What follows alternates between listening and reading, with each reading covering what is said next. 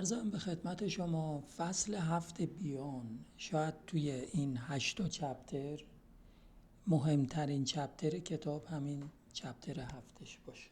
هم مهمه، هم کاربردیه. حتی توی ارزیابی آخر دوره رم فکر میکنم حداقل 4 نمره فقط از این یه فصل سوال میاد. خیلی چپتر مهمیه. عرضم به خدمت شما داستان این چپتر 7 چیه؟ بحث ادجاستمنت. کل چپتر 7 ادجاستمنت. ما زمانی که راجع به کانفاندر صحبت کردیم گفتیم که کانفاندر یه متغیر سومیه که با آوتکام رابطه داره، رابطه علیت، با اکسپوژر رابطه علیت داره یا رابطه همبستگی دو طرفه و اینترمدیت فاکتور هم نیست. ما اونجا تعریف کانفاندر رو کردیم. تو چپتر 7 میخوایم راه‌های کنترل کانفاندینگ رو بگیم. یعنی اگر یه متغیر کانفاند بود چجوری ادجاست کنیم که اثر کانفاندینگ حذف بشه. کل بحث راجع به این هست چپتر 7. حالا روش های آنالیزش رو میگیم. یه بخشش استاندارد سازیه. با استاندارد کردن میتونیم کانفاندر رو حذف کنیم که این جلسه میگیم. از اون مهمتر که ما اصلا استانداردسازی در شرط خاص استفاده میشه. عمده شاید 90% ادجاستمنت ها به روش های مدل های رگرسیونیه و تمرکز ما هم بحثمون همون مدل های رگرسیون هستش تو این جد. خب ببینید ادجاستمنت هم میتونه در مرحله آنالیز باشه. اینو تو چپتر 1 هم همین نمودار رو گذاشته بودم. آره، در مرحله آنالیز، در مرحله دیزاین مطالعه. تو دیزاین میتونین شما تصمیم بگیرین با مچ کردن گروه هاتون اون کانفاندرها رو اثرش رو حذف کنین، یا با ریستریکشن که گفتیم ریستریکشن محدود میکنه چیزو، تعمیم پذیری رو بهتر استفاده نشه. تو کلینیکال ترایال هم با رندومایزیشن ما این کار رو انجام میدیم. اینو تو مرحله دیزاین مطالعه است. حالا فرض کنین یه کاری تموم شده است، آوردن پیش شما، الان میخواین آنالیز کنین. خب اینجا دیگه تو مرحله آنالیز ما نمیتونیم ادجاست کنیم، نمیتونیم رندومایز کنیم، نمیتونیم. آره، تو مرحله آنالیز هم هنوز فرصت هست برای ادجاست کردن اثر کانفاندینگ. یکی روش استراتیفیکیشنه یا طبقه بندی کردن و یکی هم روش های رگرسیونه که جلسه بعد راجع به صحبت میکنیم. خب حالا این روش استراتیفیکیشن یا طبقه بندی خودش انواع داره. روش دایرکت، روش یعنی استاندارد سازی مستقیم، غیر مستقیم، منتل هنزل که منتل هنزل رو قبلا تو خود کانفاندینگ بهش اشاره کردیم. یه روش هم هست شبیه منتل هنزل، منتل هنزل که دقت کردین محاسباتش عددی، لوگاریتمی نیست. وولف هم مثل منتل هنزل دستی حساب میکنه، منتها لوگاریتم میگیره. یه مقدار محاسباتش بیشتر و خیلی هم برتری ندارن نسبت به هم. دو تا روش پیشنهادیه. به خاطر همین کتاب منتل هنزل رو در متن گفته، وولف رو در ضمائم کتاب گفته. منم حقیقت توضیحش قبلا گذاشته بودم تو متن، دیدم خب اگه کسی بخواد ما که اولا دستی انجام نمیدیم، حالا اگرم بخواد کسی دستی انجام بده خب منتل هنزل دستی راحت تره تا لوگاریتم گرفتن دیگه. بنابراین دیگه منم نیاوردم، ولی علاقه من باشین تو ضمائم کتاب فرمولاش هستش. خیلی خوب، بریم روش مستقیم. ببین روش مستقیم، مثلا فرض کنید ما دو تا جامعه A و B داریم. خب مثلا فرض کنید ما میخوایم خودمون رو با ژاپن مقایسه کنیم از نظر مثلا میزان مرگ و میر. خب وقتی مقایسه میکنیم میبینیم میزان مرگ و میر تو ژاپن بیشتر از ایرانه. اصلا بیشترین مرگ و میر در دنیا مال ژاپنه به نسبت جمعیت. ممکنه بگین خب یه همچین کشوری که هم شرایط اقتصادی خوبی داره هم پیشرفته است، جزء اون کشورهای توسعه یافته است، چجوری میشه مرگ و میرش بالا باشه؟ میگیم ژاپن فقط اینجوری نیست، کانادا هم مرگ و میرش بالاست تو جهان، امریکا هم بالاست. میگیم ای پس این که میگن کشورهای پیشرفته توسعه یافته، این که مرگ و میره، میگیم ببین کشوری که توسعه یافته است سطح سلامتش بالاتره، طول عمر بیشتری به آدماش میده. ژاپنیا میانگین طول عمرشون بالای 80، زن و مرد. خانوما که بکنم بالای 90، آقایون هم 80 خورده. خب توی یه همچین کشوری شما وقتی 1000 نفر آدم انتخاب میکنی رندوم، بیشتر آدمای مسن میاد تو مطالعات. خب معلومه 1000 تا آدم مسن تو کشور بهترین کشور پیشرفته دنیا هم باشه، نسبت به 1000 نفر جمعیت جوانتر مرگ و میرش بیشتره دیگه. ولی اگر بری 1000 تا ژاپنی 80 ساله رو با 1000 تا ژاپنی ایرانی مقایسه کنی، اون وقت میبینی که مرگ و میر تو ایرانیا بیشتره. من یادم میاد من کجا خوندم یه ژاپنی 82 ساله اورست رو صعود کرده بود. ما الان 82 ساله باید آب بدیم دستش، میخواد آب بخوره. تفاوت اینه. آره. پس ببینید، خب پس ما تفاوت سنی اینجا داریم. زمانی این مقایسه مورتالیتی دوتا کشور درسته که سن آفرین در شرایط سنی یکسان.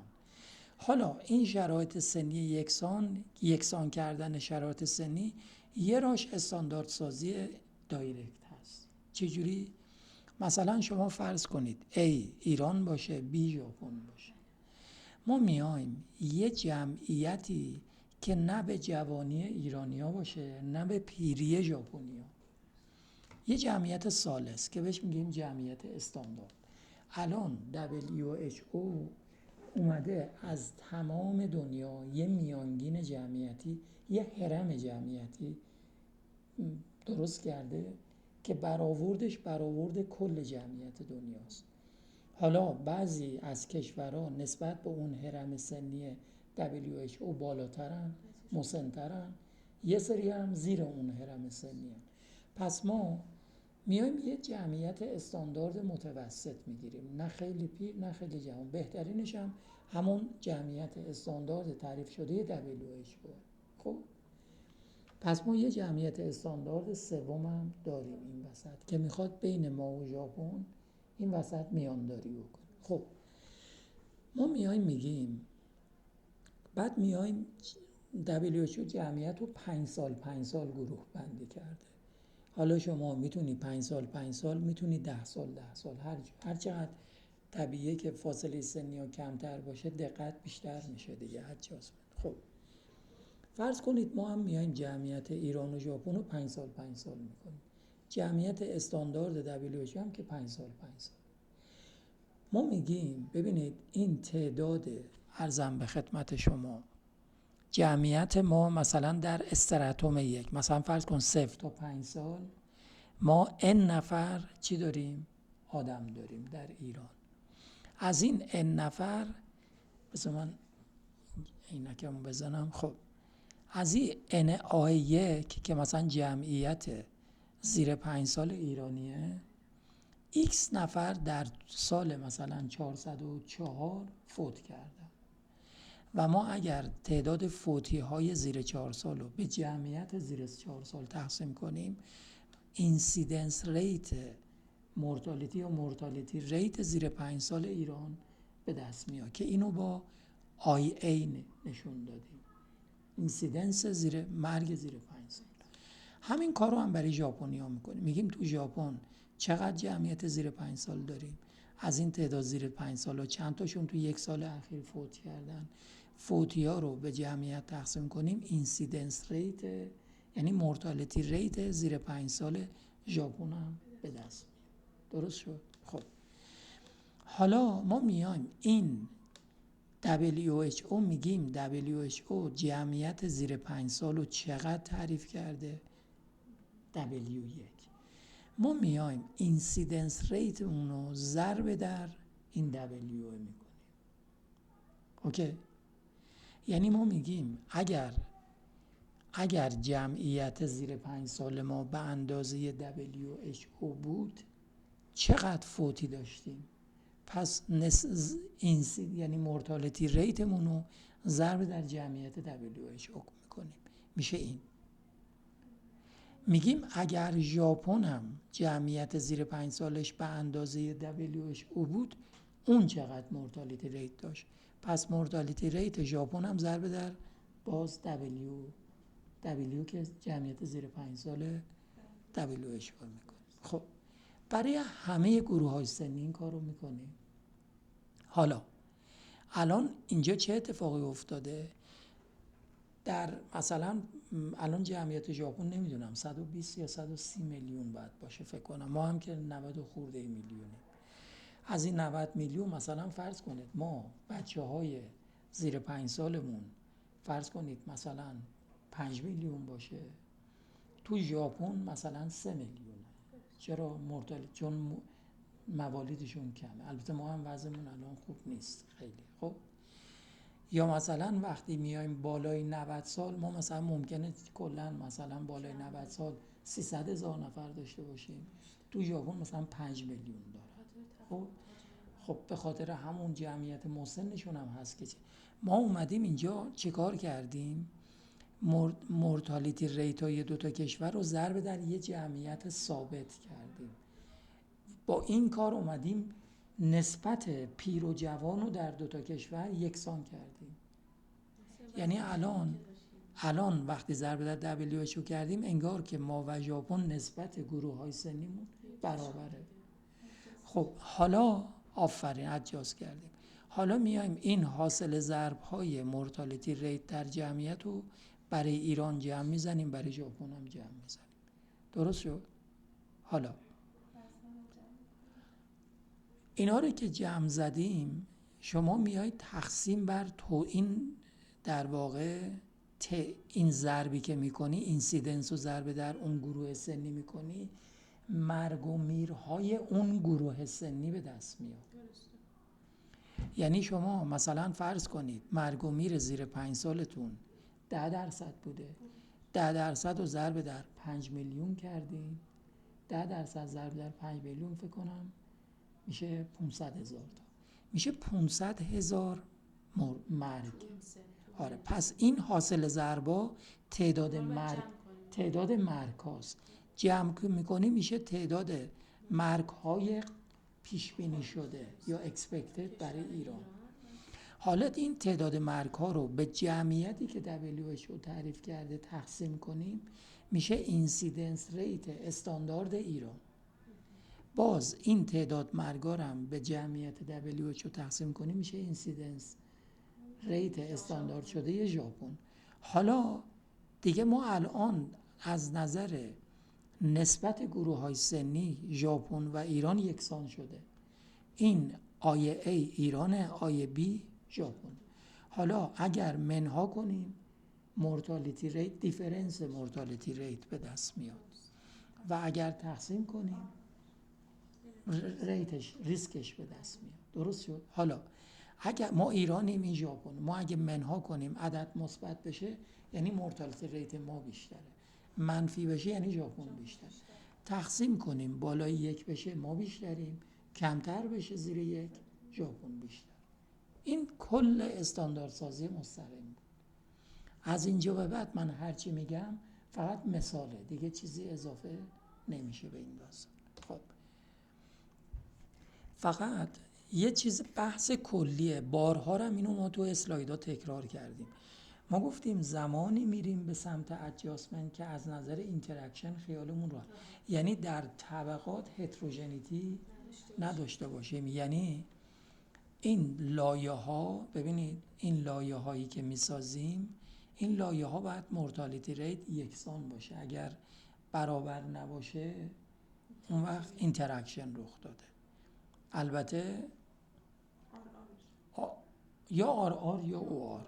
الان ببینید مثلا اینجا من الان این مثالی که زدم آرا یکسانه برای هر گروه سنی، ولی چی او ای آرا، ولی آر که ریلیتیو ریسک برابر نیست.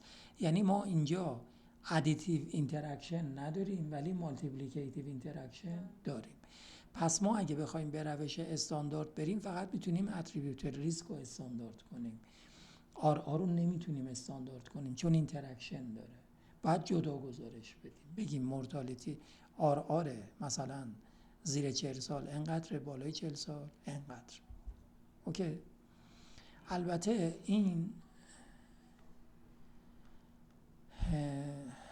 حالا بعداً میگمش. خب پس این که گفتیم هوموژن باشه این شرط ادجاستمنت نه فقط برای دایرکت، برای این دایرکت هم هست. حتی تو مدل های رگرسیونی هم باز شرط اینه که اینتراکشن نداشته باشه. این از این داستان. خیلی خوب. حالا بریم یه مثال بزنیم. الان دو تا جمعیت A و B داریم. جمعیت A شما نگاه کنید توتال 300 نفره، B 600 نفره. منتها وقتی به این 300 نفر جمعیت آ نگاه میکنیم از این 300 نفر 200 نفرش بالای 40 ساله، یعنی 2/3 جمعیت مسنن یا میان سال به بالا، در حالی که اون 600 نفر جامعه B 2/3 زیر 40 ساله، یعنی یه جمعیت جوونه. دقیقا مثل اونه که A ژاپن باشه B ایران باشه. خب حالا از این 300 نفر 120 نفر فوتی داشتیم. حالا تو استاندارد کردن پیامد لزومی نداره مرگ باشه ها، میتونه بیماری باشه. شما میتونیم به جای مرگ مثلا بگید 120 نفر آنفولانزا گرفتن، 120 نفر سرطان گرفتن، 120 نفر دپرشن گرفتن، سکته کردن. هر اینسیدنسی میتونه باشه. منتها روال سادهش برای فهم مطلب مورتالیتی خیلی استریت فوروارد ما هم همون مرگ میگه. خب اگر از 300 نفر 120 تا فوتی داشته باشیم یعنی چند درصد مورتالیتی ریتمونه؟ 40%. توی عرضم به خدمت شما 600 نفر هم 120 نفر فوتی داشتیم که 120 به 600 میشه 20%. خب الان مقادیر مورتالیتی ریت خام در جامعه A 40%، در جامعه B 20%. الان بر اساس مورتالیتی ریت خام جامعه A مورتالیتیش 2 برابر جامعه B، یعنی نشون میده اوضاع جامعه A بسیار وخیمه. درسته؟ خب اما داستانی که وجود داره اینه که اینا تفاوت سنی داریم در این گروه. جامعه B که مورتالیتیش کمه به خاطری که جمعیت جوونی داره، جامعه B که مورتالیتیش زیاده به خاطری که جمعیت مسنی داره. ما باید اینا رو از نظر توزیع سنی یکسان کنیم بعد تصمیم بگیریم. پس میریم یه جامعه استاندارد دیگه رو انتخاب میکنیم که نه A باشه نه B. راجع به انتخاب جامعه استاندارد صحبت میکنم بعداً مفصل. من نقدش گفتم بهترین حالت اینه که بریم جمعیت استانداردی رو بگیریم که خود WHO رو تعریف کرده. خب حالا این که جامعه استاندارد رو چی بگیری در محاسبات و نتیجه گیری خیلی تاثیر داره. بنابراین اینجوری نیست که بگی من رفتم یه جمعیت استاندارد آوردم و ضرب کردم نتیجه شده ای. میگم اگه اون جمعیت استاندارد رو عوض کنی یه استاندارد دیگه بذاری تمام عدد رقمات عوض میشه. پس اینو عمدن من 2 تا جامعه استاندارد آوردم که یکیش مسنه مثل جامعه A، یکیش جوونه مثل جامعه B، که شما وقتی که یه جامعه استاندارد انتخاب میکنی که متفاوتن بدون این چقدر روی محاسبات تاثیر میذاره. خب حالا ما گفتیم وقتی جامعه استاندارد رو داریم میایم این ریت ها رو ضرب در جامعه استاندارد میکنیم. درسته؟ الان جامعه استاندارد من 600 تاست، زیر 40 تاش 500 نفره، بالای 40 تاش 100 نفره. خب پس جمعیت گروه های سنی رو دارم، ریت های جامعه A و B هم دارم. میام میگم جامعه A اگر ترکیب سنیش مثل این استاندارد پاپولیشن بود چقدر مورتالیتی داشت؟ پس میام میگم 20% ضرب در 500، یعنی ریت زیر 40 سال رو ضرب در جمعیت زیر 40 سال استاندارد میکنم. 20 ضرب در اینجا میدونین چرا خالیه؟ اینا رو من تو کلاس میگم میان پای تابلو دانشجو پر میکنن. اینجا چون دیگه حال کلاس آنلاینه من جواباشو میذارم براتون. جوابش تو اسلاید بعدی. پس 20% 500 تا میشه چند تا؟ میشه 100 تا. 50% هم ضرب در 100 میکنیم.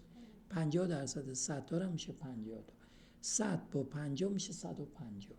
150 تقسیم بر 600 میشه 25%. 25% میشه مورتالیتی ریت ادجاست شده برای جامعه A یا استاندارد شده جامعه مورتالیتی ریت استاندارد جامعه A.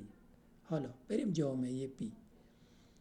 ریت های جامعه B 10% زیر 40 سالش 10% بوده. 10% رو ضرب در 500 کنیم میشه 50. 40% هم ضرب در 100 کنیم میشه 40. جمعش میشه 90. 90 تقسیم بر 600 میشه 15%. حالا مورتالیتی ریت استاندارد جامعه B 15%، مورتالیتی ریت استاندارد جامعه A 25%. حالا دیفرنس اینا رو بریم میشه اتریبیوتبل ریسک. اتریبیوتبل ریسک 25 منهای 15 میشه 10. ما قبلا گزارش داده بودیم چقدر؟ 20. اون 20% مفهومش چی بود؟ 20% مفهومش این بود که مورتالیتی ریت در جامعه A 20% بیشتر از جامعه B'ه. ولی این واقعی نبود، خام بود، چون تفاوت سنی و لحاظ نکرده بود. وقتی ما تفاوت سنی و لحاظ کردیم دیفرنس A و B شد 10%.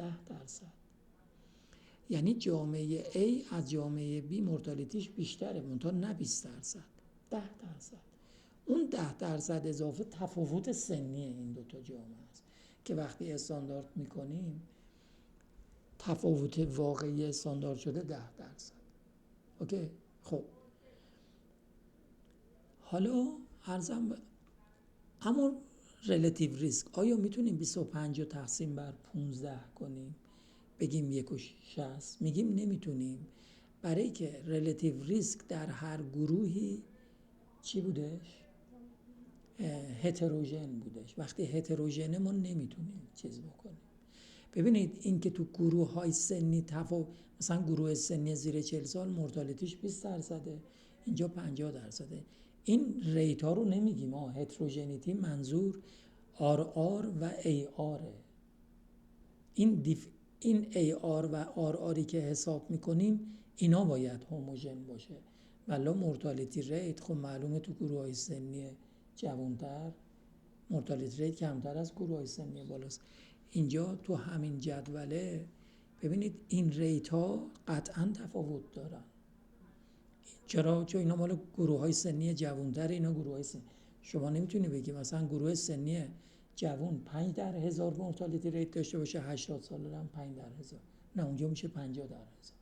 منظور وقتی که شما این ریت زیر 5 سال و با ریت زیر 5 سال اون یکی جامعه دیفرنسش رو به دست میاری یا آرش رو به دست میاری و آرا رو زیر هم میشینی یا دیفرنس ها رو زیر هم میشینی، دیفرنس ها تفاوت نداشته باشن. ولی در هر جامعه ریت های هر گروه سنی با گروه سنی متفاوته، هیچ اشکالی هم نداره. هتروژنیتی منظور این محاسبات یکسان باشه، یعنی دیفرنس هر زوج گروه سنی که به دست میاریم یا ریلیتیو ریسک هر گروه سنی زوج گروه سنی که به دست میاریم در همه طبقات یکسان باشه. پس ما اینجا الان آر رو نمیتونیم ادجاست کنیم، فقط ای آر رو میتونیم ادجاست کنیم. حالا این دفعه بریم یه جامعه استاندارد مسن رو انتخاب کنیم. تو جامعه استاندارد مسن این دفعه جمعیت زیر 40 سالش 100، جمعیت بالای 40 سالش 500. دوباره همون مسیر رو میریم، میایم 20% رو ضرب در 100 میکنیم میشه 20%. حالا اینو ما یه صفر گذاشتم که زیر هم بیفته، میشدم نذار. و 50% 500 تا هم میشه 250 تا، با 20 تا میشه 270 تا. 270 تقسیم بر 600 میشه 45%. برای بی هم 10% 100 تا میشه 10 تا، 40% 500 تا هم میشه 20 تا، 40% 500 تا هم میشه 200 تا. با 10 میشه 210 تقسیم بر 600 میشه 35. باز 45% منهای 35% بازم شد 10%. باز اینجا آر رو نمیتونیم حساب کنیم چون آر اینتراکشن داره. الان جمعیت جوون و مسن هر دو استانداردها به یه نتیجه رسید توی ریلیتیو تو ریسک دیفرنس، ولی های متفاوت میده. چرا های متفاوت میده؟ به خاطر اینتراکشنی که داریم. همون اینتراکشنی که اینجا وجود داره تو جامعه استاندارد هم یعنی منتقل شده همون اینتراکشن و اینجا شده 1.67 اینجا شده 1.22 که ما گفتیم اینا اصلا ضرب در زدیم، گفتیم وقتی اینتراکشن مالتیپلیکیتیو داریم نمیتونیم ادجاستمنت انجام بدیم. خب حالا یه مثال دیگه میزنیم، این دفعه باز همون وضعیت منتها این دفعه ریسک دیفرنس تو یه گروه 3% تو یه گروه 15%. اینجا ادیتیو اینتراکشن داریم، پس AR رو نمیتونیم حساب کنیم، یعنی این دیفرنس رو نمیتونیم حساب کنیم اونجا. اینجا نسبت ها رو آر رو نمیتونستیم حساب کنیم، ولی اینجا آر چون در همه گروه ها یکسانه آر رو میتونیم محاسبه کنیم. خب دیگه تندتر میگم چون اینا رو قبلا گفتم براتون دیگه. اینا رو ضرب میکنیم، 6% رو ضرب در 500 میکنیم که میشه 30 تا، 30% رو ضرب در 100 میکنیم، 30% رو ضرب در 600 میکنیم، 6% رو ضرب در 500 میکنیم میشه 30 تا، 30% رو ضرب در 100 میکنیم میشه 100 تا، 30 تا میشه 60 تا، 60% 600 تا میشه 10%. برای گروه بی هم 3% 500 تا میشه 3.5 تا 15 تا، 15% 100 تا هم میشه 15 تا، این هم میشه 30 تا، 30 تقسیم بازم میشه 5%. حالا شما 10 منهای 5 نمیتونی بکنی چون ریسک دیفرنس هتروژنه، ولی میتونی تقسیم کنی 2 به دست. قبلا چند رو به دست آورده بودیم؟ 3 و خورده ای. بر اساس مورتالیتی ریت خام ما میگفتیم جامعه A میزان مرگ و میرش بیش از 3 برابر جامعه B'ه، ولی این واقعی نبود، کروت بود، خام بود. وقتی از نظر سنی یکسان کردیم دیدیم مورتالیتی ریت جامعه A 2 برابر جامعه B'ه، نه بیش از 3 برابر. پس اون اضافه به خاطر تفاوت سنی بود. باز اینجا هم همین کارو میکنیم، اینا دیگه توضیح نمیدم، ضرب میکنیم، باز 26% و 13 به دست میاد. دیفرنس رو نمیتونیم بریم ولی تقسیم کنیم بازم 2 به دست. این دفعه الان مالتیپلیکیتیو تو جمعیت استانداردمون پیر و جوان باشه یکسانه ولی ادیتیوامون متفاوت، یعنی همون اینتراکشنی که اینجا دیدیم تو استانداردم بکنی باز اون اینتراکشن منتقل میشه، به خاطر همین نباید استاندارد کنیم. خب ما جمعیت استاندارد چه چیز رو میتونیم جمعیت استاندارد بگیریم؟ اگر بخوایم مقایسه کشورها رو انجام بدیم ایدئال ترین حالت همون اینه که جمعیت استاندارد WHO رو بگیریم. اون ایدئال ترین حالت زمانی که 2 تا 3 تا 5 تا کشور رو میخوای، مثلا میخوای خودتو با ترکیه، با عربستان، مثلا با این کشورهای دور و بر مقایسه کنی. بهترین کار اینه که جامعه استاندارد WHO بذاریم وسط، ریت های همه کشورها رو ضرب در اون جمعیت استاندارد WHO کنیم و مورتالیتی ریت ها رو حساب کنیم، مقایسه کنیم. اما مثلا فرض کنید ما میخوایم 2 تا شهر رو با هم مقایسه کنیم، اینجا دیگه نمیتونیم بریم WHO، میتونیم باز این کارم بکنیم، چه اشکالی نداره، ولی برای مقایسه 2 تا استان یا 5 تا استان یا اصلا مقایسه استان‌هایی که ما 31 استان داریم، میخوایم ببینیم تو این 31 استان کدوم که استان مورتالیتی ریتش بیشترینه کدوم کمترینه.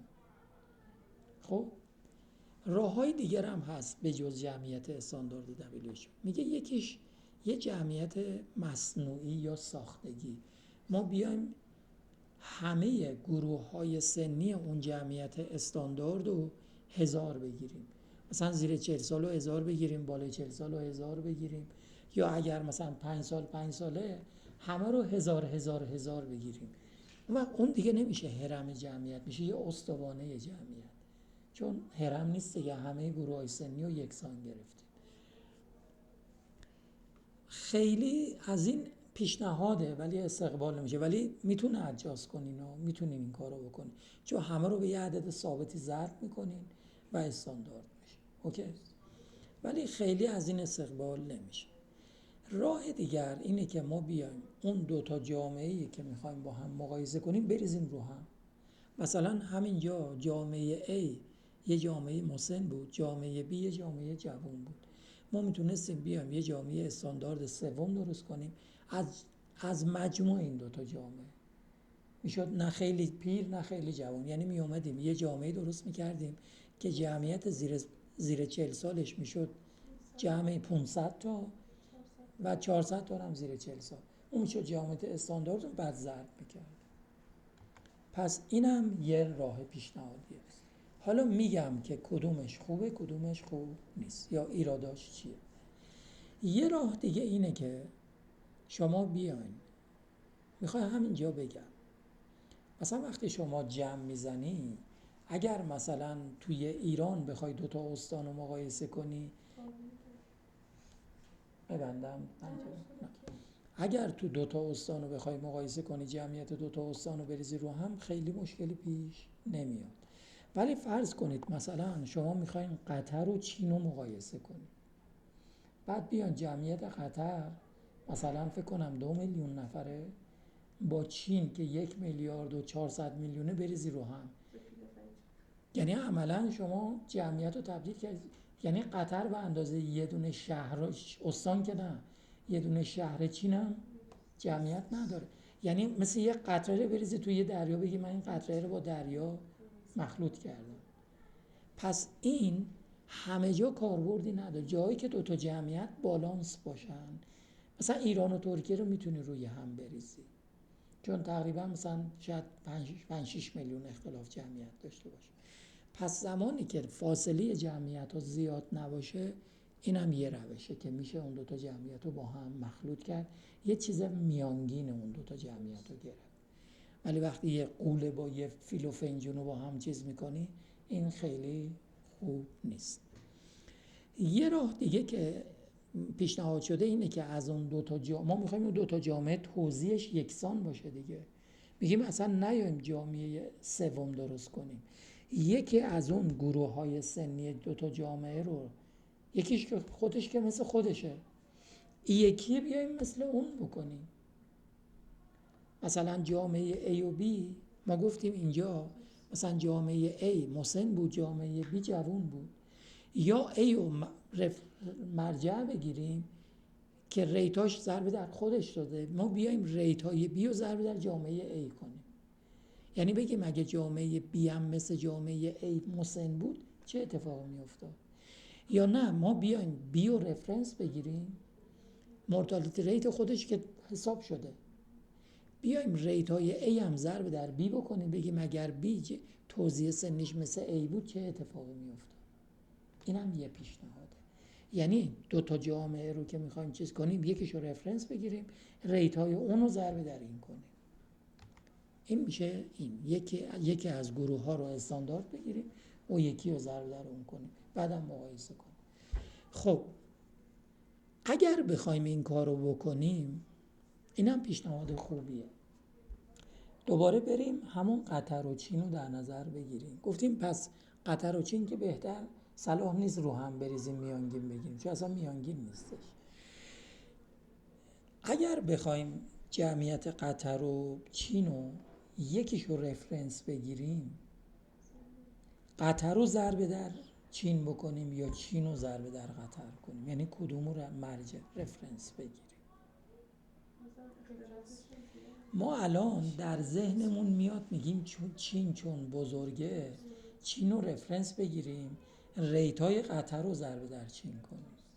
ولی میگه نه، شما وقتی یه جمعیت بزرگ و استیبلی مثل چین دارین که اونجا خطای تصادفی مورتالیتی ریت خیلی کمه و یه جمعیت 2 میلیونی مثل قطر که شما اگر تا 80 سال میشه 8 تا 10 سال و اگر 5 سال بگیری میشه 16 گروه سنی.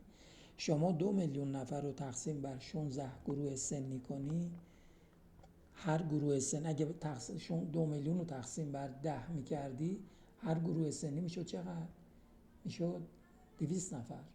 حالا تقسیم بر 16 کنی میشه تقریبا 150 نفر، تقریبا 140-50 مساوی ها. خب مساوی که نی، بعضی گروه های سنی بیشتره بعضی گروه های سنی. تازه این مخرج کسره، صورت کسر از این هم کوچیک‌تره. یعنی ممکنه در هر مورتالیتی ریت مثلا تو هر کدوم از اینا مثلا بشه 10 تا بشه 11 تا. اون وقت ببین وقتی 10 میشه 11 تو 10 تا یه نفر یعنی 10%. یه نفر مرده یه نفر یعنی 10% رفت بالا. یه نفر کم بشه یعنی 10% اومده پایین. ببین یعنی جمعیت وقتی کمه خود جمعیت آنستیبله، ریتاش از خودش آنستیبل تره.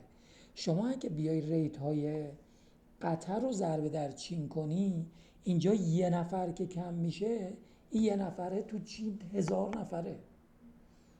یعنی اونجا بخواد 10% کم و زیاد بشه مورتالی بعد 1000 تا زیاد بشه مرگ 1000 تا کم. ببین خیلی استیبله. ولی اینجا یه نفر کم بشه یا یه نفر زیاد انگار که جمعیت مورتالیتی ریت چین رو داری 1000 تا بالا پایین میکنه. در چنین جایی که جمعیت به خاطر کوچیکیش آن استیبله، ریتاش که صورته از مخرجش هم آن استیبل تره. در چنین جایی میگیم بهتره که یه جمعیت آن استیبل داریم، یه مورتالیتی که صورته که آن استیبل تره. بین آن استیبل و آن استیبل تر یعنی بین بد و بدتر کدومو بده رو انتخاب میکنیم دیگه. پس ما میایم جمعیت کوچکتر رو رفرنس میگیریم، ریت های چین رو ضرب در قطر میکنیم که بالا پایین مورتالیتی ریتمون خیلی نوسان نکنه. این هم یه راهه.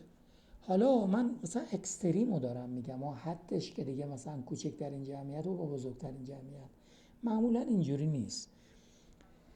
اگر ما بخوام قطر و چین رو چیز کنم نمیام چین رو رفرنس بگیرم نه قطر، میرم WHO رو رفرنس میگیرم خیال خودم رو راحت میکنم.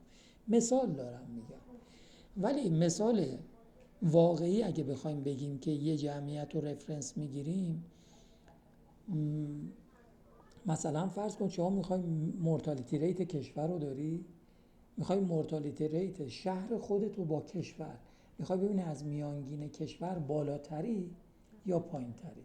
مثل یه دانشجویی که میخواد نمره خودش رو با میانگین کلاس مقایسه کنه، ببینه بالای میانگین کلاسی یا پایین میانگین. خب حالا اینجا مسئله‌ای که پیش میاد، ما یه استان داریم که کوچیکه، یه کشور داریم که بزرگه.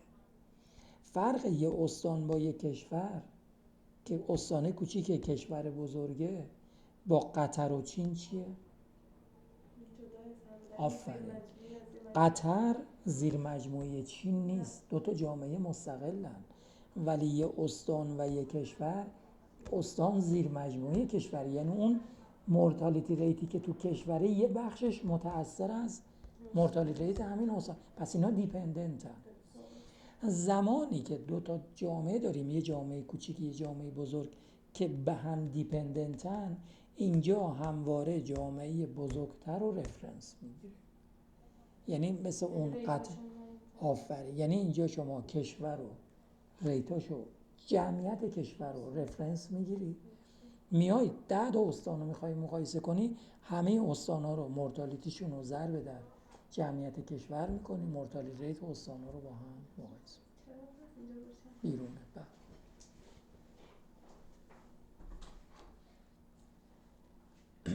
عرضم به خدمت شما که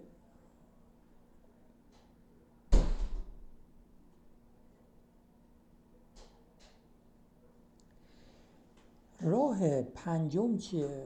راه پنجم مینیموم واریانس استاندارد پاپولیشن. این میاد چه کار میکنه؟ این زمانی که شما میخواین دو تا جامعه رو مخلوط کنین. وقتی میخواین مخلوط کنین، یادتونه گفتم وقتی مثلا قطر رو با چین چیز میکنی اصلا هضم میشه تو چین. جایی که میخواین دو تا جمعیت رو مخلوط کنین، به جایی که فقط روی هم بریزین یه عدد ساده به دست بیارین، میگه این کارو بکن. میگه شما بیاد هر گروه سنی و حاصل ضربشو بذار صورت چیز، حاصل جمعشو بذار مخرج. مثلا فرض کنید ما الان جامعه A رو داریم که ببینید از 300 نفر 200 نفرش مسنه. اینجا همون اون جدول اولمونه که آوردم، همون جدولی که اول نشون دادم. یه جامعه جوون مثل A B داریم، یه جامعه مسن مثل B. ما به جایی که بیایم 400 و 100 رو بریزیم بگیم 500، میایم میگیم 400 ضرب در 100 و 400 به علاوه 100. عددی که از این حاصل ضرب و حاصل جمع و تقسیم به دست میاد میشه جمعیت زیر 40 ساله. همین رو برای بالای 40 سال هم میکنیم. 200 ضرب در 200، 200 به علاوه 200 میشه 100. این یه حالتیه که تعدیل میکنه. چون ببینید شما وقتی 400 رو با 100 جمع میزنی، اون 500ی که به دست میاد بیشترش متأثر از اون جمعیت بیه دیگه. ولی اینجا اومده 80، یعنی یه چیز بینابین میگیره. بنابراین اینم یه راهه، یعنی روش مینیموم واریانس بهش میگیم، حداقل تفاوت ها. بله خیلی خوب. عرضم به خدمت شما دایرکت ادجاستمنت برای هم میتونه برای مکانهای مختلف میشه استانهای مختلف، کشورهای مختلف یا مناطق قاره‌های مختلف، همه اینا رو میتونیم استاندارد کنیم. و هم میتونیم یک کشور، یه استان، یه منطقه رو در زمانهای مختلف استاندارد کنیم. یعنی ما بگیم وضعیت مورتالیتی ریت ایران در 1405 با 1400 با 1395، یعنی 4 تا دهه 5 ساله در 5 سال مقایسه کنیم. خب در این 20 سال اخیر اگه ما 5 تا 5 سال رو بخوایم مقایسه کنیم، رشد جمعیت متفاوت بوده، هرم جمعیت متفاوت بوده. مثلا ممکنه جمعیت مسن‌تر شده، قطعاً 20 سال پیش جمعیت جوان‌تر بوده. پس ما باید استاندارد کنیم تا بتونیم، اگر ما الان مقایسه کنیم قطعاً مورتالیتی ریت الان بیشتر از 5 سال پیشه، بیشتر از 10 سال پیشه. خب چون جمعیت مسن شده. برای یعنی میخوام بگم حتما نباید کشورهای مختلف، یک کشور در سالهای مختلف هم میتونیم به روش استاندارد کردن این کار رو انجام بدیم. و آیا فقط یه متغیر؟ نه، ما میتونیم اینجا هم که گفتیم هر متغیری هم میتونیم بذاریم، میتونیم مرگ بذاریم، میتونیم سرطان رو بذاریم، انواع بیماری ها رو بذاریم، هر چیزی. بله این یکی. نکته بعدی این که تو روش دایرکت بیش از یه متغیر هم میتونیم ادجاست کنیم، منتها خب تعداد طبقاتمون زیاد میشه. یعنی ببین مثلا اینجا اومده روی جنسیت، ریس و ایژوکیشن ادجاست خواسته بکنه، تو یک کشور بوده، یعنی خواسته ببینه تفاوت نژادی، تفاوت جنسی و ایژوکیشن مثلا رو مورتالیتی تاثیر داشته یا نه. خب اومده اول اون دو تا جامعه رو از نظر میل و فیمیل تفکیک کرده، بعد تو هر جامعه میل و فیمیلش رو از نظر بلک و وایت، بعد اینا رو از نظر سواد. حالا الان میشه، ما قبلا میگفتیم مثلا جمعیت زیر 5 سال، حالا باید بگیم جمعیتی که سواد زیر 12 سیاه‌پوست مرده، هم برای جامعه A هم برای جامعه B جدا حساب کن دیگه. وقتی تفکیک کردین ریت ها چیزا رو که دارین، گروه ها رو، ریت ها رو هم که دارین، مورتالیتی ریت هر گروه ایژوکیشن، ریس، جندر رو به دست میاری، اون جمعیت استاندارد هم میاری. جمعیت استاندارد هم دقیقاً باید همین تقسیم بندی رو داشته باشه، یعنی میل و ریس و جندر و ریس و نژاد. حالا این ریت هایی که اینجا حساب کردی ضرب در همون گروه نژادی، سوادی و جنسی اون استاندارد میکنه، همون به اون کار دیگه، فقط تعداد طبقات. پس استاندارد کردن رو میتونیم برای بیشتر از یه متغیر هم استفاده کنیم. خب این شد روش مستقیم. حالا روش ایندایرکت. روش ایندایرکت برای مقایسه کشورها استفاده نمیشه. روش دایرکت برای مقایسه کشورها یا مقایسه استانها، یعنی زمانی که ما چند تا مقایسه داریم، به جای مثلا 2 تا گروه 10 تا گروه داریم، حتی 3 تا گروه داریم، 5 تا گروه داریم. وقتی تعداد گروه هایی که میخوایم با هم مقایسه کنیم، مثلا میخوایم تمام کشورهای خاورمیانه رو با هم مقایسه، تمام کشورهای آسیا، اصلا کل کشورهای جهان رو با هم مقایسه. وقتی تعداد مقایسه ها زیاده، باید روش استاندارد مستقیم استفاده کنیم. دلیلش الان بهتون میگم. روش ایندایرکت زمانیه که شما 2 تا جامعه رو فقط میخوای با هم مقایسه کنی و معمولا تو آکیوپیشنال استادیا استفاده میشه. مثلا ما میخوایم ببینیم کسایی که کارخونه معدن کار میکنن، خب اینایی که کارخونه معدن کار میکنن تو همین شهر زندگی میکنن دیگه. مثلا نمیره هر روز بره اون، مثلا فرض کنید یه معدنی ما تو همدون داشته باشیم، خب مثلا کارگرای معدن حتی اگر متولدین شهرهای دیگه باشن اینجا ساکنن، هر روز که مثلا نمیتونه بره کرمانشاه و برگرده، پس ساکنین این شهر شدن حتی اگر همدونی هم نباشن. خب ما میخوایم ببینیم حالا که این کارگرها دارن توی این معدن کار میکنن، بیماری هاشون، مورتالیتیشون یا هر چیزی که اینترست و هدف ماست نسبت به نرم اون جامعه‌ای که تو زندگی میکنن بیشتره یا کمتره. حالا من کارخونه معدن رو گفتم، شما یه کارخونه خودروسازی در حاشیه شهر، ما میخوایم ببینیم کارگرای این کارخونه از نرم جامعه مورتالیتیشون، بیماریشون بیشتره یا کمتره. یه کارخونه سیمان داریم، یه کارخونه پتروشیمی داریم، یه کارخونه مثلا آرت داریم، هر چیزی بیشتر برای آکیوپیشناله، یه رفرنس پاپولیشنی که اون جمعیت کارگری بهش تعلق داره و یه گروه شغلی که ما میخوایم اون گروه شغلی رو با اون رفرنسش مقایسه کنیم. اوکی، پس بیشتر برای آکیوپیشنال استادیا استفاده داره. حالا در چنین جایی ما همیشه یه جمعیت رفرنس داریم که این جمعیت کارگری زیر مجموعه اون، پس اون جامعه اصلی و بزرگ میشه رفرنس ماست. حالا که شد رفرنس چه کار میکنیم؟ در این دایرکت این کار رو میکنیم. ما تو روش دایرکت اون جامعه استاندارد و ریتاشو کار نداشتیم، گروه های سنیشو استفاده میکردیم، ریت های این جامعه رو ضرب در استاندارده میکردیم. اینجا برعکسه، ریت های جمعیت رفرنس رو ضرب در گروه های سنی کارگری میکنیم. یعنی این گروه مثلا استراتوم ها فرض کنیم گروه های سنی کارگرها باشه، این M1 M2 M3 مورتالیتی ریت گروه های سنی شهر همدانه. پس ما میایم میگیم اگر شهر همدان گروه های سنیش مثل این کارگرها بود، مورتالیتی ریتش چقدر بود؟ پس میایم مورتالیتی ریت اون جمعیت رفرنس رو ضرب در گروه های سنی چی میکنیم؟ اون گروه های سنی کارگری میکنیم. اصلا میگیم حالا زیر 5 سال که نداره، کارگری معمولا 18 به بالاست دیگه سن، حالا میگیم مثلا 20 تا 30 سال، 30 تا 40 سال. مورتالیتی ریت مثلا 20 تا 30 سال همه دنیا، مثلا اگه مثلا فرض کن 3% ضرب در کارگرای 20 تا 30 سال اون کارخونه میکنه، تعداد مرگ اکسپکتد به دست میاد. مرگ های اکسپکتد رو جمع میزنیم میشه مرگ اکسپکتد اون جامعه کارگری. خب تعداد مرگ مشاهده شده هم داریم. حالا مرگ مشاهده شده رو میذاریم صورت، مرگ مورد انتظار رو میذاریم مخرج. 3 حالت پیش میاد، یا این بالای یکه یا یکه یا زیر یک.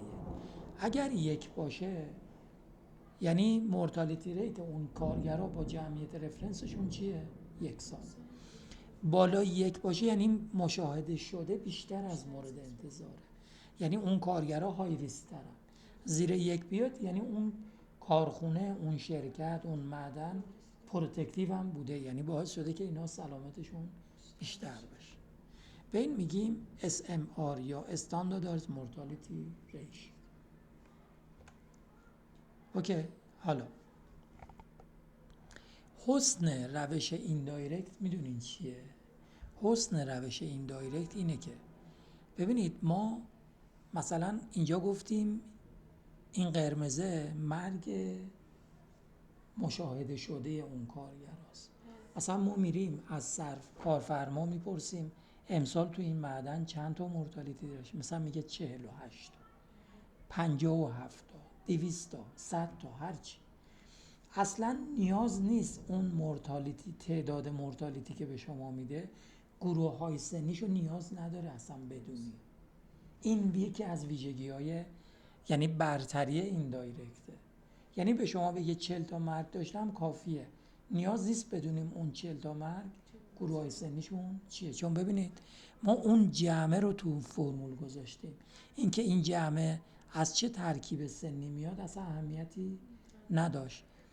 چیزی که نیاز داشتیم ترکیب مورتالیتی ریت به تفکیک گروه های سنی در رفرنس پاپولیشنی که اونا همه رجیستری ها دارن و جمعیت کارگری هم که حی و حاضر در اختیارمون.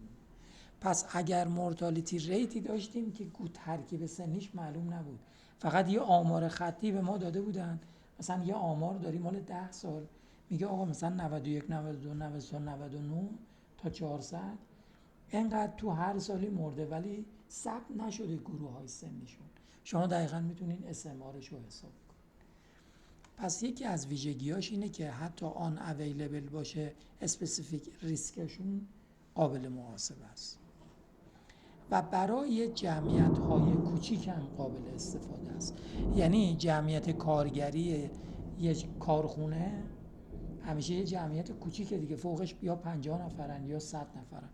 بنابراین روش این دایرکت برای جمعیت های کوچیک هم قابلیت استفاده داره. نکته‌ای که ظریف بود من نگفتم، ببینید من توی این دایرکت نگفتم استاندارد، گفتم رفرنس پاپولیشن. ما در روش این دایرکت جمعیتی که ازش به عنوان مرجع استفاده می‌کنیم لفظ استاندارد استفاده نمی‌کنیم، لفظ رفرنس.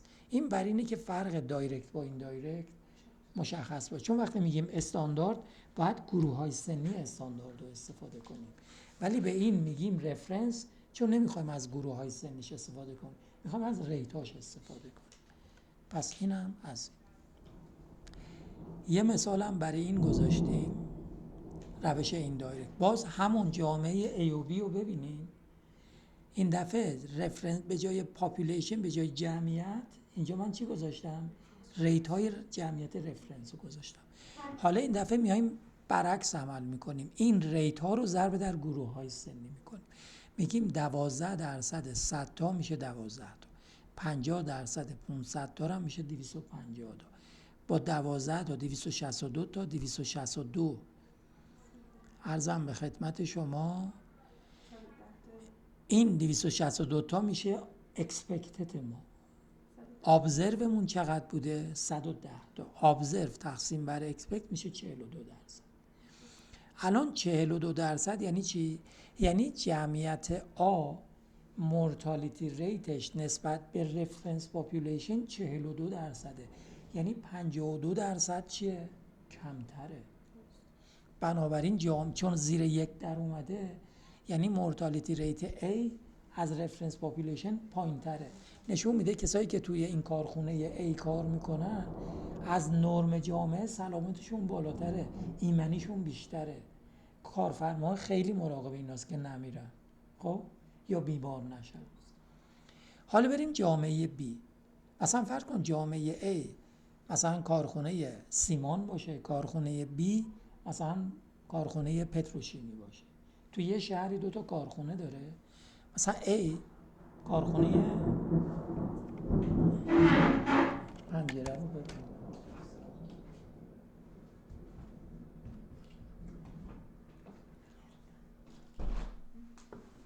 فرض کنید تو این شهر ما 2 تا کارخونه داریم. کارخونه A گفتیم کارخونه گفتیم کارخونه سیمان، کارخونه بی هم پتروشیمی. الان توی این محاسبه که انجام دادیم دیدیم مورتالیتی ریت کارگرای کارخونه سیمان 42% مورتالیتی ریت شهر همدونه. نشون میده اون کارگرها از سطح سلامت بیشتری نسبت به شهروندای همدونی برخوردارن. گفتیم خب اگر اینجوری بریم پتروشیمی وضعیتش چجوریه. میایم برای پتروشیمی هم همین کارو میکنیم. 12% رو ضرب در 500 میکنیم میشه 60 تا. 50% ضرب در 100 میکنیم میشه 50 تا، میشه 110 تا. 110 تا میشه مورتالیتی ریت اکسپکتد ما. ابزرومون 70 بوده، ابزرو رو به اکسپکت تقسیم میکنیم میشه 64 درصد. میبینیم چه خوب در پتروشیمی هم باز چقدر کارفرماها خوبن. تو پتروشیمی هم مورتالیتی ریت کارگران نسبت به نرم جامعه شهر همدان 64 درصده. یعنی یه چیز حدود 36% مورتالیتی ریت کمتره. پس هم پتروشیمی وضعیتش بهتر از نرم جامعه است، هم کارخونه سیمان. اما یه سوالی،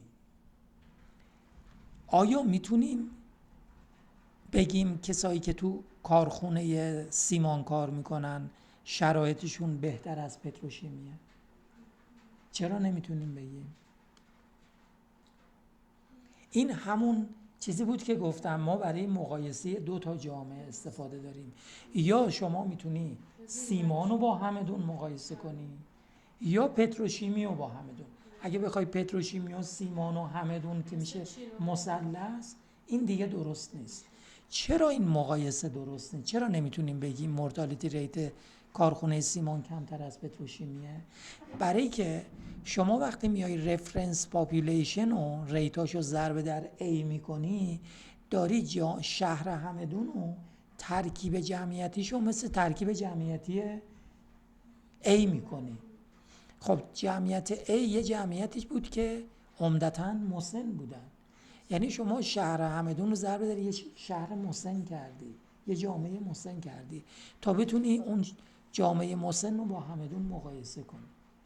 حالا وقتی میخوای با پتروشیمی مقایسه کنی اومدی ریتای همدون رو ضرب در جامعه بی کردی که یه جامعه جوونه تا بتونی اون ریتای همدون رو با اون جامعه جوون مقایسه کنی. پس این 42% حاصل ضرب ریتای همدون با یه جمعیت مسنه و این 64 حاصل ضرب جمعیت ریتای همدون با یه جمعیت جوونه. نمیتونی ریت هایی که به یه جمعیت مسن ضرب کردی بعد اومدی به یه جامعه جوون ضرب کردی حالا پیر و جوون رو با هم مقایسه کنی. جامعه A یه جمعیت پیر بوده و ما ریت ها رو همدون رو با A مقایسه کردیم. یه بار هم اومدیم همدون رو مثل B کردیم ولی B و A اصلا مثل هم نیستن که بخوان مقایسه. پس وقتی ما دوتا SMR داریم دوتا SMR رو نمیتونیم با هم مقایسه کنیم. این کار کاملا شما اگه بخوای بین پتروشیمی و سیمان مقایسه انجام بدی راهش چیه؟ راهش روش دایرکته. بیای همدان رو استاندارد بگیری، گروه های سنی همدان رو بیاری، ریت های A و B رو ضرب در گروه های سنی همدان کنی، دایرکت ادجاستمنت انجام بدی. پس مقایسه دوتا استعمار کاملا نادرسته. اینجا هم نمیشه. اصلا کار درستی نیستش. خب این روش دایرکت این دایرکت رو گفتم، فکر میکردم نرسیم ولی خیلی خوب پیش رفتیم. منطق هنزل هم بگم این بحثمون تموم میشه دیگه برای این جلسه. منطق هنزل رو قبلا کار کردیم. بازم ببینید اسامشن چیه؟ اسامشن اینه که اون ریت ها حالا آز ریشیو ریسک ریشیو در گروه های سنی هتروژن نباشه. خب منطق هنزل هم گفتیم به این شکل میایم AD رو مال همه طبقات رو ضرب میکنیم تقسیم بر توتال میذاریم صورت AD مال دومی سومی همه رو جمع میزنیم. بعد BC های همه طبقات هم ضرب میکنیم با هم جمع میکنیم میذاریم مخرج. این صورت مخرج حاصلش میشه آز ریشیو استاندارد شد. یه مثال بزنم. مثالش همون مثال عرضم به خدمت شما که این مثال کدوم مثاله ببینم؟ نه این یه مثال دیگه است. این مثال اونیه که مال اوسیپی یادتونه، ام آی و اوسیپی تو گروه های سنی، این اونه. 2 تا مثال داریم. مثال دومیمون قبلا گفتم دوباره میگمش. اول اینو بریم جلو. ببینید اینجا اون مثال مالاریاست، مالاریا و جنسیت. یادتونه کرودش 1.7 بود. میگفتیم مالاریا تو آقایون 1.7 برابر خانم هاست. وقتی که به تفکیک آوتدور و ایندور تقسیم کردیم استراتا، منتل هنزلش هم رفتیم دیگه. اینجا الان بخوایم منتل هنزل بریم، اومدیم این بالایی ها آوتدورن، این پایینی ها ایندورن. خب AC میشه چی؟ میشه 53 ضرب در 3 تقسیم بر توتالش که 81 به علاوه 35 ضرب در 79 تقسیم بر توتالش که 200. این دوتا میره صورت، مخرج هم همینجور. میایم 10 ضرب در 15 تقسیم بر 81، 52 ضرب در 53 تقسیم بر 219، این هم میشه مخرج. عددی که به دست میاد از این حاصل ضرب و تقسیم میشه 1.1. 1.1 آز ریشیو ادجاست شده برای شغل این دور و آوت دوره. آز ریشیو ادجاست شده از 1.1، کرودم که 1.7. یه مثال دیگه زدیم، اون که رابطی مصرف قرص ضد بارداری با ام آی سکته قلبی بود که گروه های سنی مختلف داشت. یادتونه ببینید کرودش 1.7 بدون در نظر گرفتن گروه های سنی. یعنی صرف نظر از گروه های سنی دیده شده از 234 نفری که سکته کرده بوده 23 نفرش اوسیپی مصرف کرده. اینا خانم بودن ها کل جمعیت. از 1607 نفر گروه کنترل هم 135 نفر اوسیپی مصرف کرده و آز ریشیو شده 1.7. یعنی به طور متوسط خانم هایی که اوسیپی مصرف میکنن شانس ام آیشون یا مایوکاردیال اینفارکشنشون 1.7 برابر کسایی که اوسیپی مصرف نمیکنن. حالا ما میخوایم ببینیم در گروه های سنی مختلف، اینکه این خانم قطعا در دوره باروریش رفته چیز استفاده کرده دیگه، اوسیپی باروری هم 18 سال به بالاست، حالا 15 سال هم هست، سن باروری از 15، ولی معمولا اکثر ازدواجا بالای 20 ساله. خب اینجا هم اومده گروه های سنی رو تشکیل داده از 25 تا 29، 35 تا 39 و الی آخر تا چند؟ تا 44 سال. از 25 تا 44 سال 5 سال گرفت. حالا آز ریشیو رو که حساب کرده بود دیدیم خیلی هتروژن بود. اینجا 72 7.2 دهم، 1.5، 3.9، 8.9، 3.7. آز ریشیو در طبقات متفاوت. خب این الان اون شرط گفتیم اسامشن ما، اسامشنمون چی بود اینجا؟ هوموژن بودنه، مالتیپلیکیتیو اینتراکشن نداشته باشیم. چرا؟ چون میخوایم آز ریشیوها رو ادجاست کنیم. خب آیا این تفاوتی که میبینیم مالتیپلیکیتیو اینتراکشن هست یا نیست؟ ببین هتروژن که هست، منتها ما گفتیم هر هتروژنیتی اینتراکشن نیست، میتونه اسپارس دیتا باشه. یکیش رندوم وارایبیلیتی دیگه، به نظرم به خاطر اون دیتا رندومشه. آره ببینید مثلا اینجا اومده کلا 6 تا کیس داشته، مگه میشه با 6 تا کیس آز ریشیو حساب کنیم؟ یا بقیه طبقات هم الان مثلا اینجا 5 تا کیس داشته تو گروه اکسپوژرش، اینجا 6 تا، اینجا 9 تا، اینجا 6 تا. ببینید خیلی دیتا آن استیبله. خب به نظر شما الان شما جای این محقق بودین چه کار میکردین؟ می اومدین میگفتین این تمام هتروژنیتی اسپارس دیتاست، یا نه این اسپارس دیتا نیست، این کاملا اینتراکشنه؟ چی کار میکردین؟ 3 تا سناریو کتاب برای این تعریف کرد. خب سناریو اول گفته این مالتیپلیکیتیو اینتراکشنه، یعنی بین گروه های سنی و رابطی اوسیپی چی؟ سکته اینتراکشن داریم. پس چون اینتراکشنه ما اجازه نداریم ادجاست کنیم، منتل هنزل بزنیم، باید برای هر گروه سنی یه آز ریشیو جدا گذارش. این یه سناریو. من 3 تا سناریو رو میگم، شما بگیم کدوم سناریو بهتر. سناریو دوم اصلا چشمشو کلن میبنده روی این تفاوت‌ها، میگه آقا این تفاوت‌ها به خاطر رندوم ارور اینتراکشن نیست، بنابراین من تصمیم میگیرم همه اینا رو ادجاست کنم به روش منتل هنزل و میاد مثلا در اینجا 4 رو ضرب در ADR رو ضرب میکنه، 4 رو ضرب در 224 تقسیم بر توتالش، 4 رو ضرب در 3، همین کار رو اینجا میکنه. ببینید و یه منتل هنزل 397 به دست میاره. ادجاستمون کرودمون چند بود؟ 3.7 1.7 397. وقتی این الان چه نوع کانفاندریه؟ اگه کانفاندر در نظر بگیریم، کانفاندر 3 جور داشتیم: کانفاندر پازیتیو، کانفاندر نگاتیو، کانفاندر کوالیتیتیو. اگر فرض رو بذاریم که اینتراکشن نبوده و کانفاندر بوده، این چه نوع اینتراکشن؟ نگاتیوه. چی رو رفرنس مرجع میگیریم؟ ادجاستده. ما میگیم آز ریشیو واقعی 3.9 بوده، کرود ما 1.7 یعنی 3.9 شده 1.7، نه که 1.7 شده 3.9، چون مرجع ادجاستده.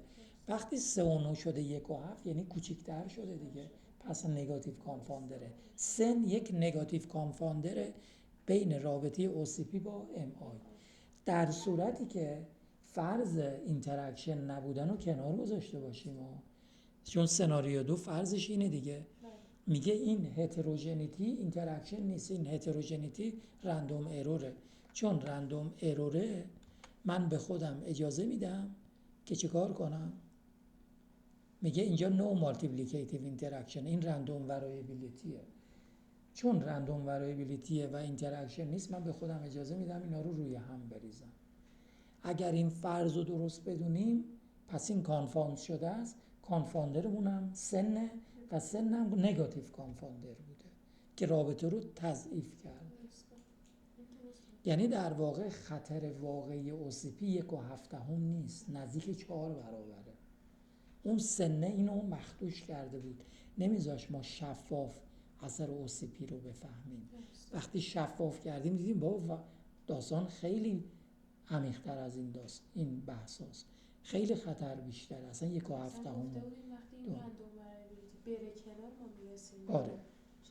خب این نرفت یا نه به نظر یه حالت سومم داره که نمیاد میگه این همش رندوم وریبیلیتیه، نمیاد میگه همش اینتراکشن، میاد یه حالت بینابین میگیره.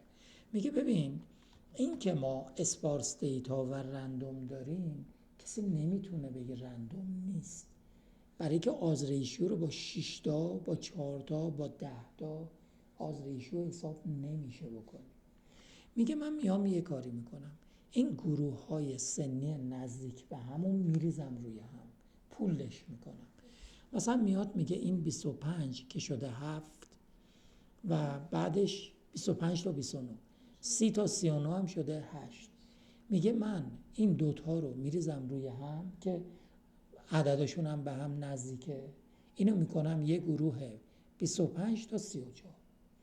این 3 تا گروه 35 تا 39 هم که 1.5 و 3 و 3 و 7، این 3 تا رو میریزم رو هم، یعنی 2 تا گروه سنی تشکیل میدم، یه گروه سنی زیر 35، یه گروه سنی بالای 35. ها دقتش میاد پایین اینجوری وقتی 25 دقتش میاد پایین، منتها کمکی که میکنه چیه؟ کمکی که میکنه یه مقدار عرضم به خدمت شما اون اسپارس دیتا رو کمتر میکنه دیگه، یعنی 5 تا استراتا رو میکنه 2 تا استراتا. هرچند الان تو این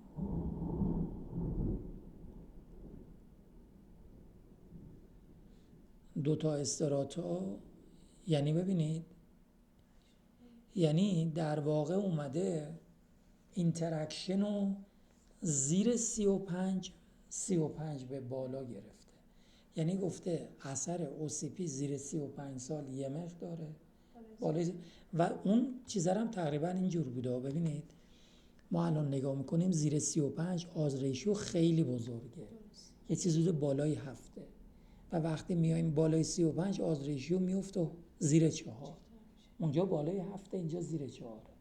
پس میگه اینجا اینتراکشنه دیگه، اون تفاوت 7 و 2 و 8 و اونو ندیده میگیره. خب پس میاد میگه این تفاوت اسپارس دیتاست، میتونم اینجا رو منتل هنزل بزنم، این تفاوت سه تا گروه، این تفاوت بین این سه تای آخرم باز اسپارس دیتاست، اینا رو هم میتونم منتل هنزل بزنم. سومی استانداردتره؟ استانداردتره، آره. یعنی اومده یه منتل هنزل زده برای زیر 35 سال، یه دونه هم زده در واقعیت هم اینجور، یعنی برای سنهای پایین آره جدا چیز کرد. آره الان این یعنی ببین اینم اومده اینتراکشن رو پذیرفته ها، منتها اینتراکشن رو نیومده به ازای هر گروه سنی کرده، کلا دو گروه زیر 35 بالای 35.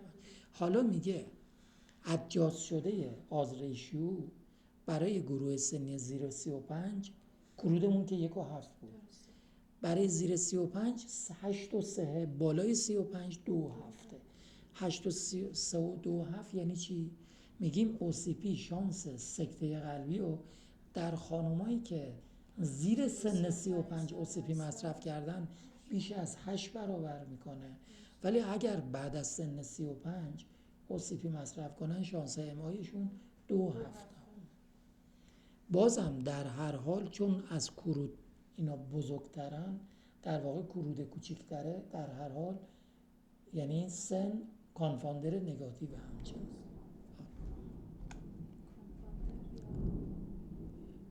ببین سن هم اینتراکشن گرفته، سن زیر 5 بالای 35 اینتراکشنه دیگه، زیر 35 تفاوت سنی و کانفاندر گرفته که منتل هنزل داد.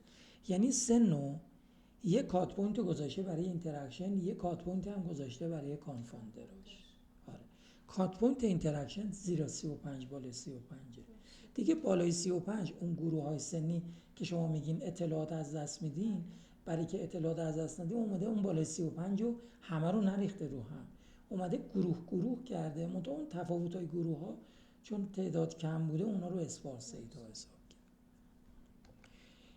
یه مثال دیگر هم بزنیم، لانگ کنسر با سیگار در میل و فیمیل. اینجا دیگه جمعیت بزرگه، یعنی تفاوتایی که میبینیم نمیتونیم بگیم اینا رندوم ورایبیلیتی. ببینید دیگه مثلا کوچکترین خونه ما مثلا 100 تا دیگه کمتر نداره، خیلی جمعیت استیبلیه. خب یه دونه توتال داریم، یه دونه زن و مرد. اول میخوایم ببینیم آیا ما میگیم سیگار عامل سرطان ریه است، آیا این سیگار در زن و مرد اثرش یکسانه یا تو آقایون بیشتر سرطان ایجاد میکنه یا تو خانم‌ها بیشتر؟ یعنی میخوایم ببینیم اینتراکشن داره یا نداره. خب ما رفتیم کرود رو حساب کردیم، یعنی آز ریشیو این بالاییه، آز ریشیو این بالاییه شده 4 و 9. یعنی چی؟ یعنی صرف نظر از جنسیت هر کسی سیگار بکشه شانس سرطان ریش نزدیک 5 برابره نسبت به کسی که سیگار نمیکشه. حالا اینجا منتل هنزل ریخته، یعنی اومده این جنسیت هم به روش منتل هنزل زده، ادجاست کرده رو جنسیت شده 4 و 8. خیلی آفرین کانفاندر نیست. اما به نظر شما اینجا یه خطایی نکرده محقق تا اینجای کار؟ چه خطایی به نظرت اینجا مرتکب شدیم؟ تو این صفحه باید ببینیم. آره دیگه تو این 2 صفحه ما الان چه خطایی انجام دادیم؟ یعنی این منتل هنزله چه خطایی انجام داده؟ وقتی گریت میستیک ها، یه خطای بزرگی ما انجام دادم. نه ما گفتیم زمانی منتل هنزل میریم که اینتراکشن نداشته باشیم. ما اومدیم چک کنیم ببینیم آز ریشیو زن و مرد تفاوت داره، آمد و آز ریشیو کرود که ما گفتیم کرودمون چند بوده؟ کرودمون 8 بود. نه 4.9 بود. اومدین برای زن و مرد آزریشو جدا حساب کن، آمده آزریشو مردا 7 باشه، آزریشو خانوما 3 باشه. اگر اینتراکشن باشه شما اجازه نداری منطل هنزل بزنی. پس گریت میستیک ما این بود که قبل از اینکه اینتراکشن رو چک کنیم رفتیم منطل هنزل زدیم و ادجاست کردیم، در حالی که ما باید سپریتد گزارش میدادیم. جالبه که استیتا، این خروجی استیتاست، عیناً خروجی براتون گذاشتم. استیتا میتونه یه دستوری داره ساب گروپ آنالیز میکنه، یعنی این لان کنسر رو اینو که به عنوان آوتکاممونه، این به عنوان چیزمونه، گفتیم اینو آز ریشیو رو به تفکیک زن و مرد گزارش بده. ببین اون 4.9 کرود رو داده، زن و مردم داده، ادجاستم که 4.8 ما با منطل هنسل حساب کردیم داده. خیلی جالبه این خروجی استیتا، یعنی شما همزمان هم کرود و ادجاست رو میبینی، هم زیر گروه ها رو میبینی که بتونی بگی اینتراکشن هست. خب الان آز ریشیو خانوما 4، یعنی سیگار شانس سرطان ریه رو تو خانوما 4 برابر میکنه، تو آقایون 6. اینتراکشن هست یا نیست؟ 2 واحد خیلیه 2 واحد. خب ما گفتیم وقتی 4 و 2 زیاده، البته یا به کانفیدنس ها نگاه کنیم ببینیم اوورلپ داری یا نه. اگر این پوینت استیمیت تو بالایی باشه اینتراکشن نیست، یعنی هتروژنیتی نیست. 6 الان تو این بازه هست؟ نه. 4 تو این بازه هست؟ نه. گفتیم که اگر یکی از پوینت استیمیت ها تو اون بازه باشه میگیم تفاوت سیگنیفیکانت نیست، پس میتونیم بگیم اینتراکشن نیست. الان پوینت استیمیت اون بالاییه تو پایینی نیست، ولی بازه ها با هم اوورلپ دارن. یعنی ببینید حد پایین این با حد بالای اونش، گفتیم وقتی حد پایین حد بالا اشتراک دارن چشمی نمیتونیم دیگه بگیم. اگه هیچ اشتراکی نداشتیم گفتیم قطعا سیگنیفیکانته. اگه پوینت استیمیت ها تو هم بود میگفتیم قطعا سیگنیفیکانت نیست. ولی اگه بازا گفتیم بعد به تست هتروژنیتی نگاه کنیم. تست هتروژنیتی این پایین داده، پی ولیو رو داده 3%. این فرض صفرمون هوموژن بودنه. وقتی پی ولیو معنی دار میشه یعنی چی؟ یعنی اینتراکشن داریم. یعنی این 4 و 6 تفاوتش سیگنیفیکانته. پس ما اجازه نداریم 4.8 منطل هنزل رو حساب کنیم، نمیتونیم ادجاست کنیم. یعنی ما باید بگیم ما رفتیم رابطه سیگار و سرطان رو در زن و مرد مقایسه کردیم، رابطه سیگار سرطان در زن و مرد کاملا متفاوته. شانس سرطان در خانم‌ها 4 برابر، در آقایون 6 برابر، و اجازه نداریم نه کرود رو گزارش بدیم نه منطل هنزل. ولی اگر این تفاوت سیگنیفیکانت نبود اون وقت میتونستیم بگیم کرود رو گزارش بدیم یا کانفاند. البته کرود و کانفاند خیلی نزدیک به همه. پس اینم خیلی مثال جالبی. حالا ما برای آز ریشیو منطل هنزل رو گفتیم. حالا اگر ریسک ریشیو بود چجوری منطل هنزل بزنیم؟ میگیم ریسک ریشیو هم مثل آز ریشیو، منتها آز ریشیو آ رو ضرب در دی، بی رو ضرب در سی میکردیم. اینجا آ رو ضرب در توتال پایینی میکنیم، دیگه ضرب در دی نمیکنیم. و بی هم یا اینجا سی هم ضرب در توتال بالایی میکنیم. پس فقط فرقش اینه دیگه، بقیه فرمول همونه. پس برای ریلیتیو ریسک هم میتونیم از فرمول منطل هنزل استفاده کنیم. ستون اول رو ضرب در سومی میکنیم، ضرب در توتالای طرف مقابلش میکنیم، مال ضرب دری. آفرین. اینجا هم خواسته یه دونه مثال بگه، مثال زده. اینجا الان ویتامین دی بوده، بتا کاروتن مصرف و چی؟ و سیگار مورتالیتی ریت. میخواسته ببین سیگار مورتالیتی ریتو که میبره بالا.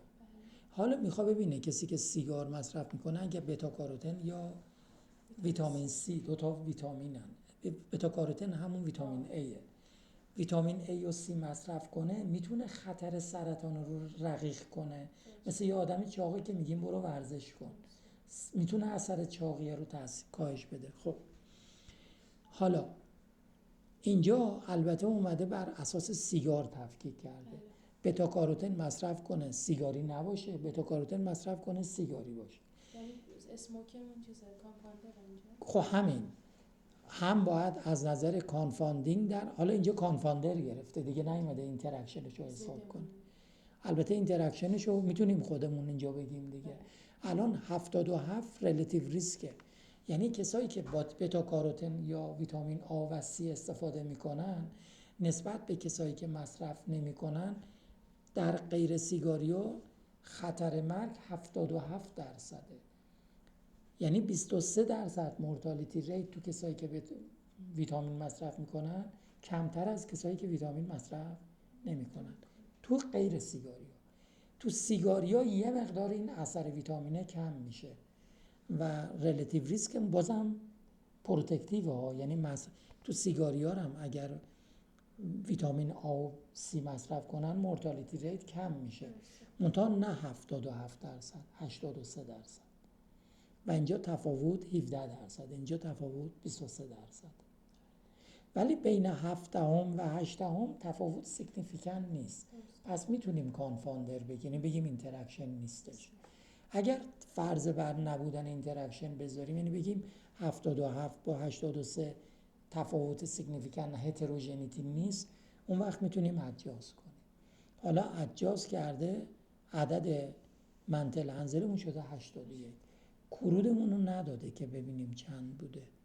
کرودمون رو اگه بخوایم باید خودتون حساب کنید، یعنی این 111 رو با 53 138 هم با این جمع بزنین، توتالا رو هم جمع بزنین، ریسک کرود رو مقایسه کنیم با این. کاش حساب کرده بودم، یادم رفت حساب میکردم که با این 8 ببینیم اینتراکشن کانفاندر هست. یعنی مثلا اگر کرود این در بیاد مثلا 4.2 ادجاستد شده 8.1 میتونیم بگیم کانفاندر.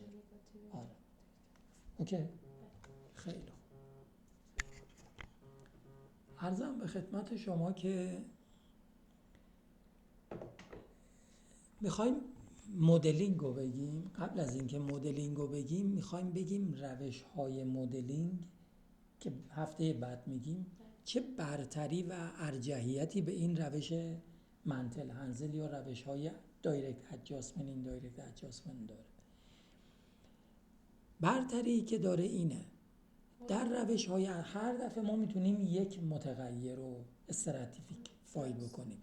یعنی ببین ما اومدیم رابطه OCP و MI رو به تفکیک گروه های سنی بررسی کردیم چون سن رو به عنوان کانفاندر در نظر گرفت. حالا اگر میخواستیم مثلا فرض کنید رابطه سن و MI رو در نظر بگیریم، OCP رو کانفاندر بگیریم، دوباره باید می‌آمدیم ارنجمنت هامون رو بر اساس OCP تفکیک، یعنی گروه های دیگه تشکیل میدادیم. پس هر بار میتونیم یه دونه چیز استراتیفیکیشن یه بار گروه سنی کنیم، در حالی که تو مدل ها یکی از محدودیت های منتل هنزل اینه، در حالی که تو مدل سازی اصلا محدودیتی از این بابت نداره، شما همه متغیرها رو میذاری توی مدل. نکته دوم محدودیت استراتیفیکیشن اینه که متغیر شما مثل سن که کانتینیوس بود شما باید کاتگورایزش میکردی، در حالی که تو مدل های رگرسیون شما خود سن که کانتینیوس خود سن رو میذارین تو مدل، نیازی نیست کاتگورایزش کنین. اینم برتری دوم. یکی هم از نظر تعداد، ببینید اینجا الان گروه های سنی یه گروه بود ولی چون تعداد گروهاش زیاد بود یه متغیر بود، ولی چون تعداد گروه ها زیاد بود دچار اسپارس دیتا شدیم و اینقدر نوسان میدیدیم، در حالی که پس محدودیت داریم از نظر تعداد. وقتی حالا الان مثلا گروه های سنی بود، فرض کنید جنس، حالا این که خانم بودن مثلا از نظر سیگار هم اینا رو تفکیک هم سن هم سیگار، اون مثلا 5 تا گروه شما میشد 10 تا گروه. ببین چقدر اسپارس دیتا رخ میداد. محدودیت داریم از نظر تعداد متغیر توی استراتیفیکیشن، ولی توی مولتی ورییت نه، شما هر تعداد متغیر داشته باشی میتونی وارد کنی. البته اونم محدودیت داره، اونو دو جای خودش میگیم. یه قانون طلایی داریم، میگیم در مدل های رگرسیون شما به ازای هر متغیری که میخوای وارد مدل کنی باید 10 تا آوتکام داشته باشی، نه حجم نمونه 10 تا ها. مثلا شما اگر مثلا مورتالیتی ریت تو گروه ها 20% میتونی 2 تا متغیر رو همزمان وارد مدل کنی اگه 20 تا کیس داری، چون آوتکام صورت دیگه، آوتکام بیشتر از مخرجه. اگر آوتکام های شما 100 تاست تا 10 تا متغیر هم میتونی همزمان تو مولتی ورییت وارد کنی. اونم محدودیت داره، منتها نه این محدودیتی که اینجا داره. خیلی خوب، پس این چیزایی که عرض کردم یعنی اهمیت مولتی ورییت رو گفتم. منتها اسامشن برای هر دوشون برقرار، همون اسامشن هوموژنیتی که برای استراتیفیکیشن بود برای مدل سازی هم برقراره. استراتیفیکیشن از نظر تعداد متغیر و محدودیت داریم، باید کاتگوریکال کنیم، اگر کاتگوریکال نی کاتگورایز کنیم. این محدودیت ها رو مدلینگ نداره. یه مزیت دیگه هم که باز مدل‌های رگرسیون داره، گفتیم منظر تعداد متغیر محدودیت نداره، کانتینیوس هم باشه مشکل نداره، پردیکشن هم انجام میده. یعنی شما چون برات معادله تعریف میکنه میتونی بگی آقا اگر یه آدمی 90 ساله باشه 150 ساله باشه ریسکش چقدره، پس پردیکشن هم میکنه. پس ببینید مدل‌های رگرسیون نسبت به استراتیفیکیشن کانتینیوس وارد میکنن، اون کاتگورایز، تعداد متغیر محدودیت نداره، هر بار یه متغیر نیست، پردیکشن هم داره. شد 4 تا مزیت. از اول مدل‌های رگرسیون انشاءالله بمونه برای جلسه بعد. زنده باشین بچه‌ها، خدا نگهدار.